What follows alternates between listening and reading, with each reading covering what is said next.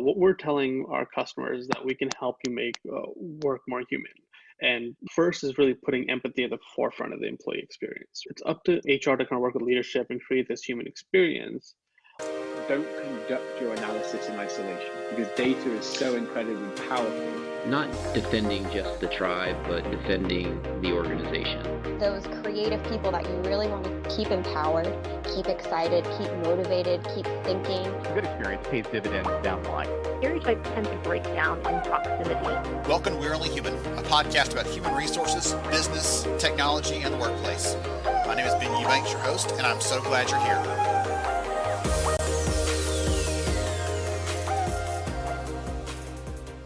Hey everyone, it's Ben Eubanks, host of We're Only Human, and I'm glad to have you here today with us. It's going to be a good conversation, and I am excited to dive into this topic. So if the last 4 months have taught us anything, it's that agility matters, right? Things change, things we don't expect, and we've got to be able to respond to those. And being flexible to meet those challenges is critical, not just to surviving, but to thriving, which was our homeschool word of the day today for our fifth graders, is thriving. So today I have with me Munjal Munshi. We're going to dive into this topic. We're going to talk through agility, we're talking about HR technology, a couple of different things in the discussion. So Munjal, welcome to the conversation, sir. Hey, nice to be here. Absolutely. So to kick us off, talk a little about, before we kick this topic off, tell us a little about who you are and what you do, sir. Yeah, absolutely. So I work in the product marketing group here at Oracle, and I cover the cloud HCM products and solutions. I'm based out of the San Francisco Bay Area, and I'm an avid Warriors and 49ers fan. So excited for the football season kickoff here. And for those of you that are not familiar with our product, over the past 9 years, Oracle has built our solution natively for the cloud from the ground up. And this is separate from anything like PeopleSoft or the e-business suite applications you may have seen in the past. It has everything that you need in one unified solution and connects every HR process: recruiting, global HR, talent management, and workforce management. Prior to Oracle, I spent 5+ years in the cloud infrastructure side, so I'm really familiar on the IT side, as well as the data center side. And I worked across a range of roles there, including product marketing, sales, business development. And then I also spent 4+ years in consulting, where I did lots of stuff with technology companies on licensing enforcement and go-to-market strategy. And over the course of my career, I've come to really realize that I'm really passionate about cloud-based innovation. I love seeing how it's transformed businesses for the IT, and now I'm getting a real in-depth look at how HR is going through things, and especially with a crash course like the pandemic that's been happening. Seeing the evolution of HR and how people are using the tools has just been eye-opening for me. That's fun for me to hear as someone who's deep on the HR side and not as heavy on the IT. I blend over into the technology side because it's what I'm excited about, what gets me up in the morning. I'm a little bit geeky that way to see what the technology is doing. So it's fun to have this conversation and talk to you from understanding that, and you're blending over into the HR side. So that'll be a fun discussion. Before we actually dive in, one of the things we talked about before we actually hit the record button, for everybody else that missed that, obviously before we're recording, was we were talking about some of the weather and some of the things that are happening. I normally don't go into weather, but the fires in California, you said it's actually changing what the sky looks like. Can you describe that for just 1 second? Because I want to capture this moment because I think it's just interesting and eerie and unique. Yeah, it's actually, so outside my window, it actually looks like the apocalypse right now. It literally looks like a permanent sepia filter, if you like the yellow brownish filter you've probably seen on Instagram. But yeah, honestly, like it took the sunlight an extra hour to come through this morning. There's almost no light in my house, despite it being almost noon Pacific time. And like all the lights are on in my house just so I can see and read and things like that. It's kind of crazy. Yeah, right now the fires have created an ash layer, and below the ash layer is the marine layer, and then below it is, where we're sitting. So it's not really smoky, but it is very like dark and ominous outside. So very interesting day to have this. You'll never ever forget the podcast recording day. I just wanted to cement that. Exactly. Yeah. So one of the things that we're going to talk about today is this idea of organizational agility. And I want to talk about what it is, why it matters. And actually, I'm going to kick the ball over to you a little bit. Let's just set the stage for everybody, because you and I have been having this discussion behind the scenes. We actually had a webinar a few weeks ago that was a tremendous conversation. We dove into this. We talked about some of the research, the data there. I'd love for us to level set for everybody else, because it's one of those things. It's easy for that to become a buzzword. Talk about organizational agility, but I want to hear from you. Why should we talk about this? What is it? Why does it matter? Yeah, absolutely. I think it's before we dive into what organizational agility is, I think we should really level set on what it is we're up against right now. The past few months have been devastating for people across the globe. It's been impacting our personal lives, our health, and industries from travel to even tech. Everyone's been affected. There's been so much change, and HR, as their role, has been pushed to the forefront. They're taking on that bigger role, and they're leading their organizations through this disruption. And for HR, there's a lot of things that are going to be hard, even painful. And going forward, it's not going to get any easier without any flexibility or the ability to react to businesses and employee needs. So agility is really the ability to adapt to that change. And there's so much of it going on right now. Yes, absolutely. That's one of the things that we had talked about. Again, I love a good definition. I love pulling from other data research, things like that. And one of the definitions that I gave recently to encapsulate this and help people understand why this is a conversation we should be having is there's a business school in France, Neoma, and their definition of agility from an organizational perspective is the business's ability to make timely, effective, and sustained changes, but not just the changes. It's about resulting in performance advantages. And I love that they put that piece of it in there because it's not just about, we've got to be able to change and respond and survive again, but actually thriving in the face of that. We're making the right changes so we can overcome that and make it to the next level, get to the next thing, meet the next objective, serve the next customer, whatever, metaphor we're going to throw in there. But it's not just about, we're going to try to get through this and not perish, but we're going to get through this, and that agility is not just going to enable that, but it's going to help us to get through to the other side with hopefully with a smile on our face, like saying, yes, we beat that, we accomplished that. Yeah, absolutely. And to piggyback on that, so when we talk about agility, there's a lot of things that we are going to overcome now that may become a part of our regular lives moving forward. Specific things. So right now, if you look at it, even without the pandemic, 5 generations are currently working in the workforce right now, recalibrating, evolving. And on top of that, now we're going to make these 5 generations part of a remote workforce. So many companies have already come out saying that we don't even know when people are going to come back to the office or who's going to come back to the office. And from a workforce perspective, companies are also making structural changes, right? They're going to new areas of business. They're becoming more resilient by trying things that are more proven, maybe not taking as many risks at the moment. And HR on top of that has to keep all of these people engaged and healthy. And they also need visibility into the workforce to know what's happening. So while that's great from a pandemic perspective and getting through that and building that resiliency, a lot of this is going to become part of our regular lives moving forward as well. Yes, absolutely. What goodness.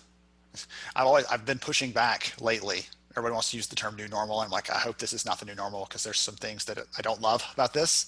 I'm really hoping that this gives us the chance, though, to reshape some of those things that have always been, whether it's in our personal lives or in the business world, like we're talking about here, in that context, like this has always been a pain point. No one's ever liked it, but it has remained that way for a long time because there was enough inertia that we just couldn't overcome it.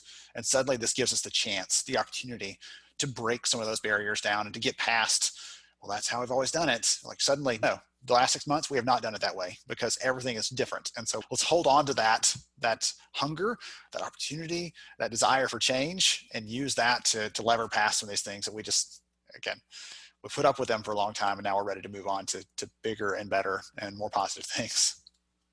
Mm-hmm. So you talked earlier, right? It's going to be a surprise to no one to know that you are involved in the HR tech side of things. You mentioned that in your intro. It's what you do. HR technology plays a part in this bigger conversation of agility from an organizational perspective, right? I believe firmly that it does. So we didn't even mention this yet. Let's talk about this for a second, just to give the audience a little preview. So we mentioned a couple weeks ago, did a webinar. That was the culmination of some research that we've been working on with the Oracle team for the last few months, looking at the hypothesis of organizational agility is connected to HR technology. The tools we use to support our people most likely have an impact on how agile the company is. That was our hypothesis. And we found some really amazing data points in that study that back that up. I'll throw a couple of those out as we're going through today to illustrate these points and things like that. But I want to hear from you in some practical terms, because big picture, like logically that makes sense, but how are you seeing this practically play out from some customers, things like that you guys are working with, to see that connection between the tech they're using to support their HR side and the agility as a business? Yeah, first and foremost, I want to talk a little bit about our message to the HR community. What we're telling our customers is that we can help you make work more human, and do this three different ways, or three different parts to it, I should say. First is really putting empathy at the forefront of the employee experience. Empathy for the new generation is super important right now. If you haven't read the employee letter from Airbnb CEO, you should. That's a masterclass in compassion. It's up to HR to kind of work with leadership and create this human experience. The second thing we also say is that it's also, we need to improve your ability to say yes to organizational needs and adapt to change. And then finally, we pride ourselves on being that strong partner you can rely on. And we try to give you that focus on innovation and bringing those cost-effective solutions. And with that, when we say that, right, when we say putting people first, what that really means is that you're meeting their needs and being responsive. So just a little bit of background from our customer, some of the surveys we've done outside. Our research shows that 4% of HR teams really believe that they deliver an exemplary employee experience to their employees. And we're helping our customers kind of scale faster and build tools and still keep data secure and pull all these things together. One great example is this one major hotel chain that we've been working with. They have a distributed workforce over 180,000 employees spread across 400 properties worldwide. Now, in this industry, most people don't have a desk or don't have an on-site HR representative. So we had to have a very strong mobile strategy for them. They were looking at the employee experience. They wanted something that was simplified and powerful so they could give everyone that HR access that they needed. This definitely seems like a tall order, but we worked hand in hand with the customer to deploy the Oracle Digital Assistant across a pilot group. Key functionality areas that we focused on were absence, payslip, directory lookup, team member and manager self-service. And then we also worked on some of the performance stuff like anytime feedback and evaluations, so that everything would be available to them via the digital assistant. The result really was here that we had a customer who had 17,000 transactions completed in the first 4 months of deployment by just this pilot group. And they were able to complete these transactions on average in under a minute. So once they saw how well everything was working, they decided to expand it to all employees. So stuff like this, I think, has been super important for customers to really make use of HR technology. I was going to say, when you said that a second ago with 100,000 employees, and this is a mobile strategy, I'm thinking, pick any one of those people, right? Employee number 6,822, that person has a need on, this week, they've got to make this change. Whatever's happening in their world, their life, they got to make this employee self-service change. And they get to do that via their mobile using the digital assistant instead of having to call an HR help desk, or instead of having to wait until they get home to get on a computer to have to do those things, or trying to sift through some other kind of system. They just get to handle that. Again, a digital assistant solving that problem, handling it for them, tailored, personalized, and responsive right in that moment when the person needs it. In the middle of everything going on in the world, that seems like the right combination right now to really show the empathy piece you talked about a minute ago. Absolutely, I agree. And it goes beyond just the ability to interface, so that we enable things like the interface through the digital assistant. Can you type via text, you can speak to it, you can use it off a laptop, you can use it off a tablet, you can use it off a phone. So it's really bringing HR and the digital assistant to wherever they are and using it the way they feel most comfortable in interacting with it. One of the things I'd like to take a second and talk about, one of the fun things from our study, I don't want to take it too far from this conversation because I think it is a related piece of it, but I think I led off today talking about we need technologies that are as agile as the teams are. Often the team and the people, their abilities, they can be responsive, but some of the tools we sometimes use don't do that. But one of the things that we found in the study that you and I had a really good time kind of debating, discussing a little bit a couple of weeks ago was we also not just surveyed HR leaders in this, we also surveyed IT leaders to see how they feel about the tools they're using, technologies. And we found a couple different areas to bring those two different groups together. Just as a kind of a case in point, we found that when a company is deciding to go after a piece of HR technology, go through the selection process, implement, integrate, roll out all those fun pieces that are involved in that process. HR leaders see IT's role as, hey, I'll call you if I need you.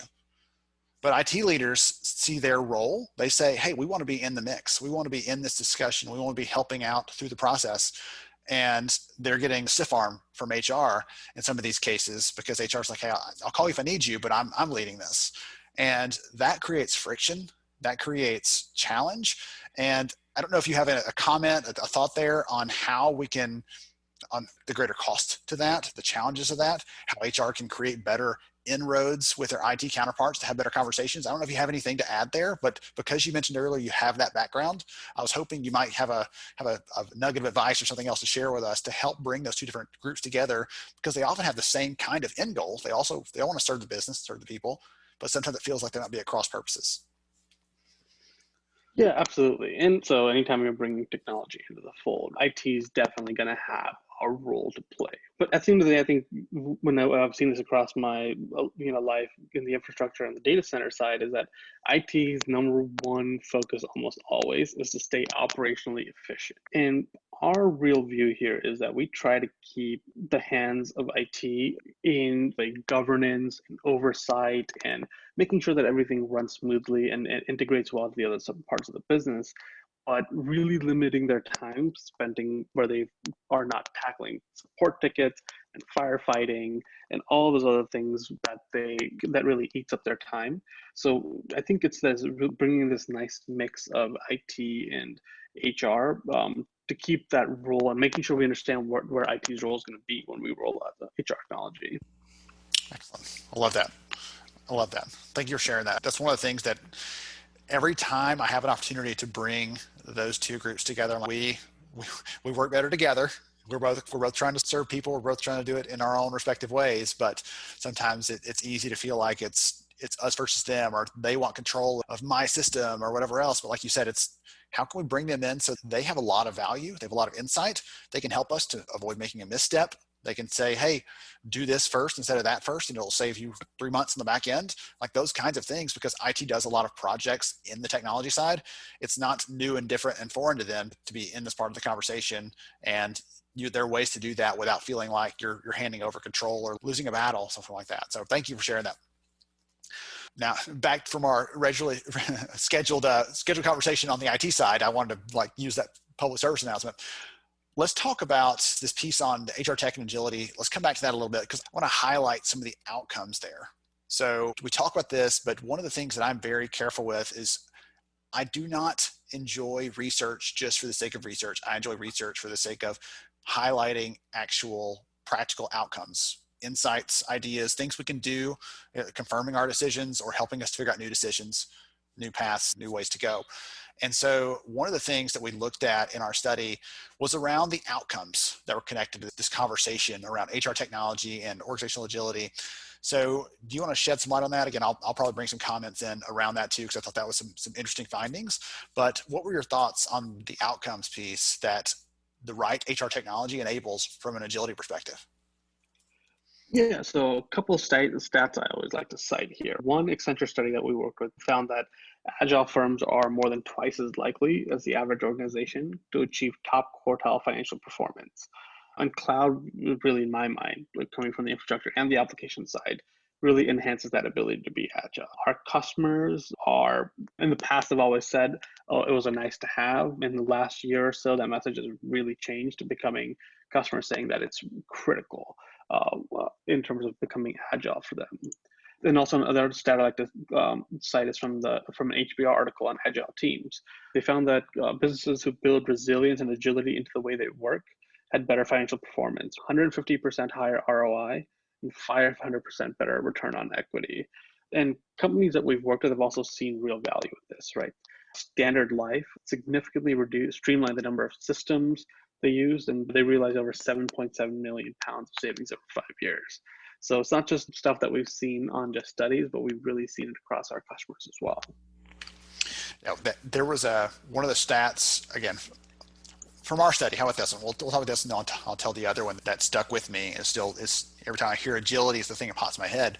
But one of the things, a couple of different things that we found in our study, we're asking about the kind of outcomes. What sort of things do you get back after you put a piece of technology in place that enables agility. A couple of those things we looked at were productivity, right? We just get more work done because we're not spending it doing those things that pull us away from the core business we're trying to actually support. Things like better data accuracy. If you have a system in place, it's a unified system, you get more accurate pictures of what the truth is. You actually understand what's going on in the business. A joke that I throw around a couple of times because I've heard it from so many different CEOs is, if your CEO came to you and said, how many people do we have in our business? What's the head count? And you can give them 3 different numbers because you have 3 different systems, that's a problem. That's an issue, because that's a very small and pretty simple question of the head count that doesn't ask you to figure out what your forecast is for next year or decide what you're going to spend on succession planning or trying to get into other areas of talent planning. Those are much more difficult and challenging to figure out. If you can't figure out those basic things like how many people we have, you need to solve that problem. But one of the other stats that again, it keeps coming to mind for me, that's the business school I mentioned earlier in France, Neoma, one of the studies they did this year on agility, they found that companies who are agile actually perform better, like you were saying, in terms of profitability, up to a certain point. So those companies that are increasing their agility over time, they continue to do better because, again, the definition we used, it's about adapting and responding to challenges and overcoming them in terms of results. But what they found is there's actually a limit to how agile you can be. So you can go so far that you outstrip people's ability to be able to respond to change. You outstrip their ability to be able to adapt to the changing conditions around them, and you can go faster than the people can. And there's some challenges and issues with that. Just a couple different things. I love the stories, the Standard Life one that you mentioned, a couple different stories there to illustrate the outcomes. This isn't just a buzzword. I'm hoping someone listening to this comes away with this idea that organizational agility is more than just another this year's word we're using before we change it to next year's, whatever it is. It's about an actual outcome for the business. It's about delivering real value, not just for the organizational perspective, but also from the people perspective, to the people we're trying to serve and support and take care of, hitting those kind of goals, hitting those things. Anything else on that agility piece that's coming to mind for you, Munjal, before we move to the next question? Yeah, and so when we talk about organizational agility, I think I'd also like to focus on the larger picture for a minute as well. So I'm guessing most people who are probably listening to this are HR professionals, but I probably want to make a quick plug here to just say you got to think about the larger picture too. From Oracle's perspective, our cloud application suite also covers not just HR, but finance, operations, supply chain, customer experience, analytics. And by bringing the entire business together to not just get a single view on the HR side, but getting a single view across the organization for everything. This is also what creates resilience. It allows a business to react quickly in times of change. So it's about moving resources around, retraining employees, and mitigating risk in your supply chain. All of these different components from the business perspective all really add to this whole agility and resilience theme. And that's the reason I think the whole platform is critical when we talk about it, because I definitely love the context of HR, but I think it's really important that we talk about how when linking things like headcount to budgeting and how that spans across more than just HR, it's very important to build that larger picture. Yes, I'm totally with you on that one. I had a conversation a few weeks ago with an organization. We're talking about, again, an HR use case. They were trying to figure out why they should spend time, spend money, spend effort getting more clarity on the skills they have inside the business. And the way I framed it was the way you just did. I said, we can spend our time talking about why this helps with performance and recruiting and succession, right? Leadership development, all those kinds of things. We could talk about those, but there's a chance that those things aren't the thing that your CEO cares about. But if you come into those conversations and you say, because we're doing this, is going to enable profitability, it's going to enable customer satisfaction, it's going to enable productivity, those things that start to rise to the top, those conversations that you have when you're the head of supply chain, the head of analytics, the head of any of those functions you mentioned earlier, those suddenly become conversations they want to be involved in. They want to have a conversation about, they want to dive into and understand. And we need to be having those kind of discussions. Especially if you're in HR, it's easy to get into the weeds of recruiting, hiring strategy, those kinds of things. But if you can tie that back to some of those areas that you and I have kicked around as actual outcomes for the business, that enables a whole new set of conversations. And people are inviting you to participate. People want you and your input in those conversations because you understand one of the biggest assets the company has its hands on, which is the people. So I love that. I'm glad you brought that back to it because I wanted to make sure we touched on the big picture of this. And I thought it was a great way to hit that piece of it. So Munjal, if someone is listening to this, they like the stories you've had to share, they love to know more about what you and the team are up to, what's the best way for them to get in touch? Yeah, absolutely. So the number one way to see all the great stuff that we've been working on. So over the course of the last year plus now, we've been working on great new content, great new customer stories. And it's been a pleasure working with you on this as well. You can definitely check us out at oracle.com/HCM, and you can learn more about our products, our solutions, our great customer stories, and really take a look at how we've been helping customers transform our business. And you can definitely learn more about how we're helping customers through these challenging times as well. Things like the employee care package that we've put together for customers so that customers can really, on the HR side, help confidently bring their employees back to work. So definitely take a look, a lot of great stuff there. Excellent. I was going to say one other thing. So I mentioned a few stats and pieces. I alluded to it a couple of times today in the conversation. We just finished this really interesting piece of research. We talked to over 750 enterprise companies to understand what they're dealing with, what their perspectives are on their technology, on their agility as a business, whether they're ready for what's next or not, getting some insight there. And so that link is oracle.com/go-to/lighthouse, but I will make sure that's in the show notes for you as well in case that's too long for you to catch. It's oracle.com/go-to/lighthouse, but we'll have that in the show notes so you can check that out. Joel, this has been a fun conversation, sir. I feel like we could go for a while longer digging into some of these stories. I love hearing the examples that you had to share, and I appreciate you taking some time out of your day to join us today. Absolutely. Thanks, Ben. It's been a pleasure being here. Wonderful. To everybody else, I hope you enjoyed the conversation. Don't forget to check out the report, check out some of the other links that we shared today in the conversation. They'll all be in the show notes. I'm Ben Eubanks, your host, and we will catch you next time. Thank you so much for joining me on the show today. I'm honored to have you as a listener. If you enjoyed this episode, please take 10 seconds to rate it at iTunes, Stitcher, or wherever you listen to your podcast. Also, if you know a friend that could benefit from today's conversation, please pass it their way. After all, a rising tide lifts all ships. To see show notes, sponsor information, and our full show archives, visit onlyhumanshow.com.